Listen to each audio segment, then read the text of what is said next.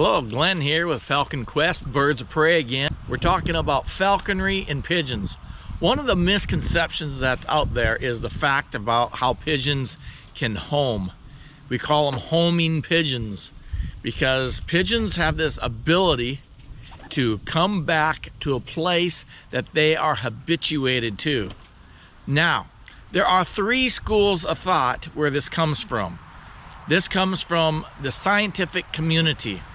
One school of thought is that the pigeons are using the sense of smell.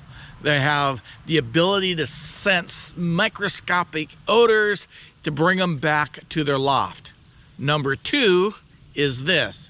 People believe that there's an element of magnetism in either their brain or somewhere in their bill, and they're using that to use magnetic forces to find their way back to the coop. Third belief in the scientific community is that the pigeons are indeed using sight. Right now, those are the three leading beliefs of how pigeons know how to return to specific places.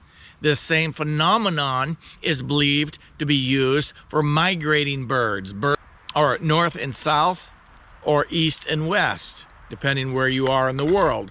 And it's believed that these birds are able to have pinpoint accuracy on these three attributes: vision, smell, or something to do with the magnetic field.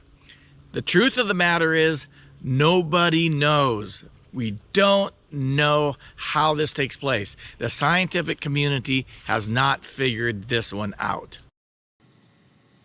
You might find it interesting that while I was obtaining my degree in zoology, one of my college professors was telling about a study that he was doing with regards to placing tiny magnets on top of pigeons' heads.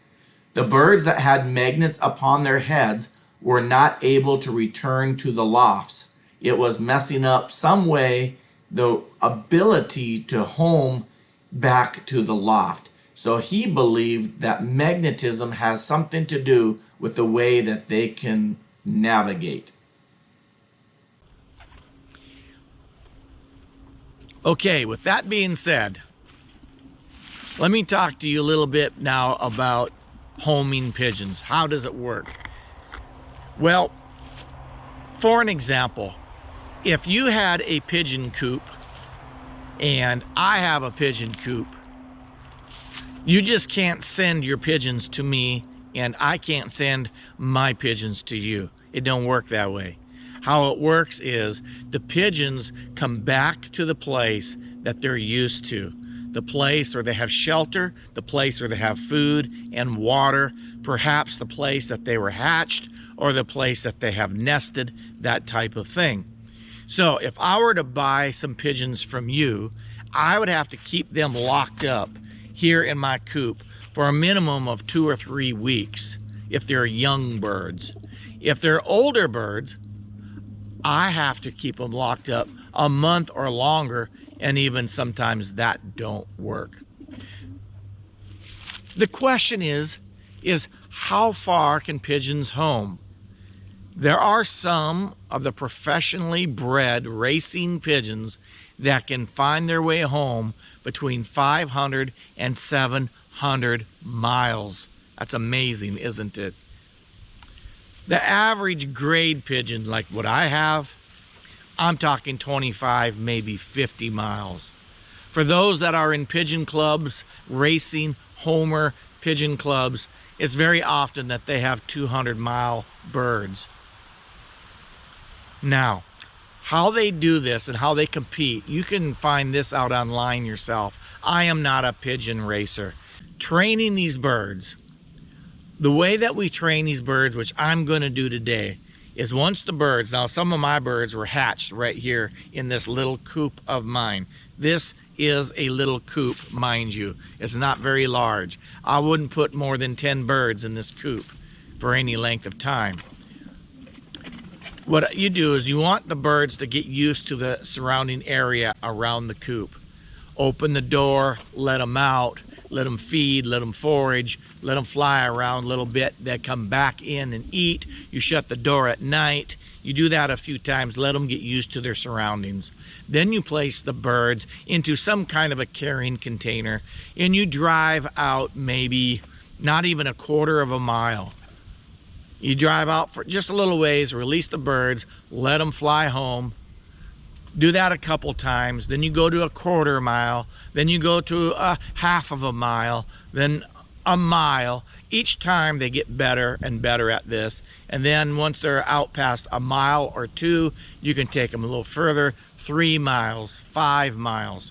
Maybe keep them at the 5 mile mark for a while. Then jump to 7 miles. And you just slowly increase. I'm conservative. I want to make sure my birds make it home. Some people will take them out and they'll travel further distances in a shorter period of time. I want my pigeons to come home.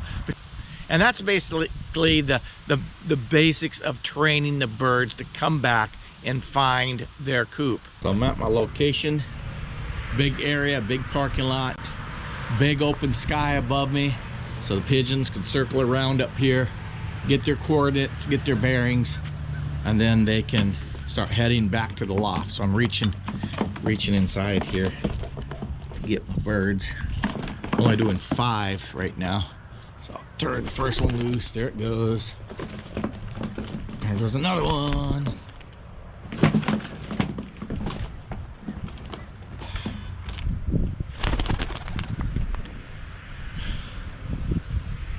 There's one more.